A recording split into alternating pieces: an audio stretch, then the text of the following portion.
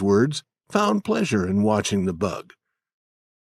Then a dog entered the church. He was sad at heart. He wanted some new, different thing to do. He saw the large black bug, and his tail lifted and moved a little happily. He looked at the bug carefully, walked around it, put his nose nearer, lay down with the bug between his front feet, and began to sleep. His head moved down.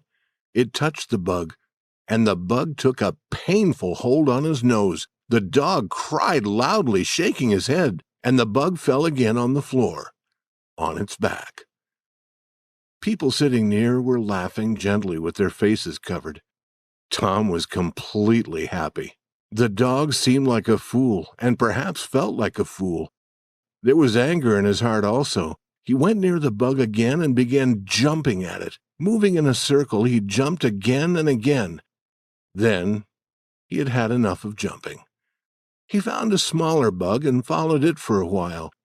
Then he had had enough of the smaller bug. Forgetting the large black bug, he sat down on it. With a wild cry of pain, he went running around the church. The bug kept its hold. The dog ran across the front of the church and across the back. His cries grew louder and louder. Then he jumped into his owner's arms. His owner threw him out a low window. Then slowly the sound of his voice grew softer and was gone as he quickly ran away. Now all the people in the church had red faces and were trying not to laugh. Mr. Sprague had stopped speaking.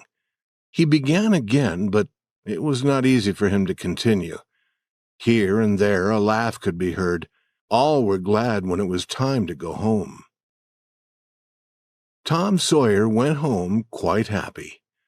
Church was a pleasure when something different happened.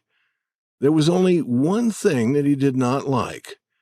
He was glad to let the dog play with his bug, but the dog should not have carried it away. Chapter 6. A Talk of Devils. Happy Hours. The next morning, Tom was very sad. This was the beginning of another week of slow suffering in school. He usually began this day wishing that there had been no Saturday and no Sunday. Because of them, school seemed more painful to him. He lay in bed thinking. If he were sick, he could stay home. He thought carefully about all the parts of his body, but he could discover no sickness. Then he looked at his foot. His foot had been hurt. He had an idea. He began to cry as if with pain. But Sid, in his bed across the room, continued to sleep. Tom's voice grew louder. Now he seemed to feel real pain in his foot. No result from Sid. Tom said, "Sid! Sid!" and tried shaking him. This time the result was good. When Tom cried again, Sid sat up and looked at him. He said, "Tom, what's wrong?" No answer. Now Sid tried shaking Tom. Tom said, "Oh, do not do that, Sid. It hurts me. I must call Aunt Polly." "No, do not call her," he cried loudly again. Then he said, "I will forget everything bad you have ever done to me, Sid, when I'm dead. Oh, Tom, are you dying? Give my cat with one eye to that new girl and tell her—" But Sid was gone. He ran to his aunt. "Oh, Aunt Polly, Tom is dying." "Dying? I can't believe it." But she ran. Her face was white with fear. At the bedside she cried, "Tom, Tom, what is wrong?" "It is my foot, Aunt, where I hurt it. The doctor must cut it off." The old lady sat down in a chair and laughed a little, then wept a little, then did both together. Feeling better, she said, "Tom, you stop that and get out of bed." Tom stopped crying. And the pain stopped too. As he walked to school, he met Huckleberry Finn. Huckleberry's father was always drunk.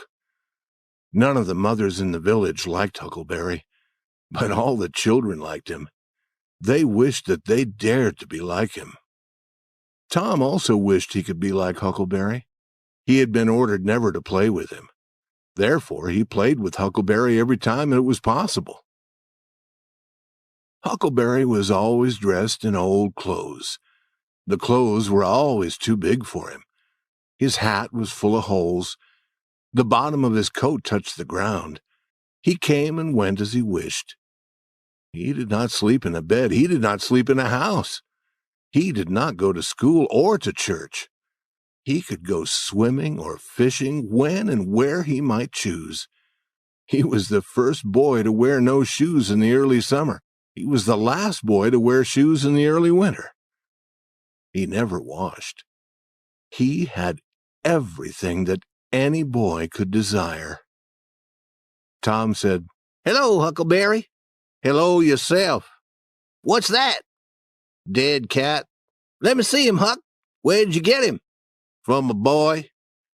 "Why do you want him, Huck?" "To take off these warts." Huckleberry showed Tom the small spots of thick, hard skin on his hands. "I take 'em off with a bean, Huck." "Yes, bean is good. I've done that." "How did you do it?" "You take the bean and break it in 2 pieces. Then you cut the wart and get some blood. Then you put the blood on half the bean. You make a hole in the ground. You put that half of the bean in the hole and cover it with the earth. You must do this in the middle of the night where 2 roads cross and when the moon is dark. Then you burn the other half of the bean. The piece of bean with the blood on it will try to pull the other half to it, and that helps the blood to pull the wart, and it's gone from your hand." "Yes, that is right, Huck.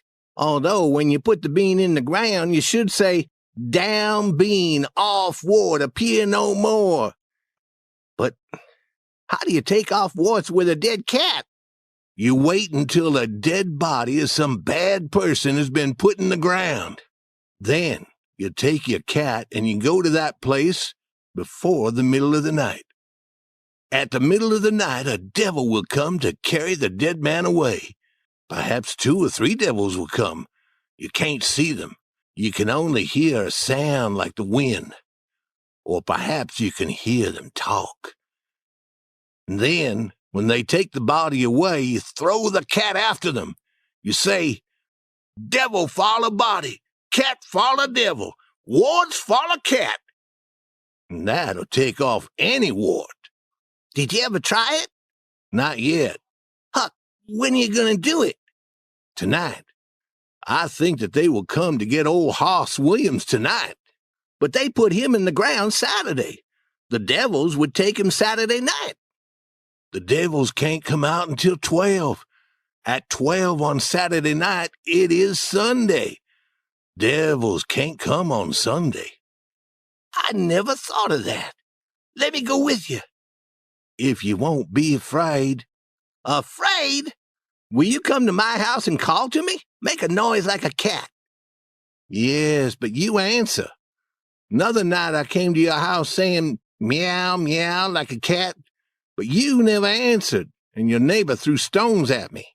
"Aunt Polly was watching me, but I will meow this time." Tom continued walking to school.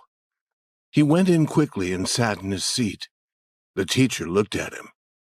"Thomas Sawyer." Tom knew that trouble was coming when his whole name was used. "Why are you late again?" Tom looked around the room. He saw the new girl. No girl sat in the seat beside her, and the girls sat in all the other seats on the girls' side of the room. He said, "I stopped to talk with Huckleberry Finn." All the children looked at Tom. It was very foolish to say that to a teacher. "Thomas Sawyer, I never heard more surprising words. Take off your coat." The teacher had a supply of thin branches cut from a tree.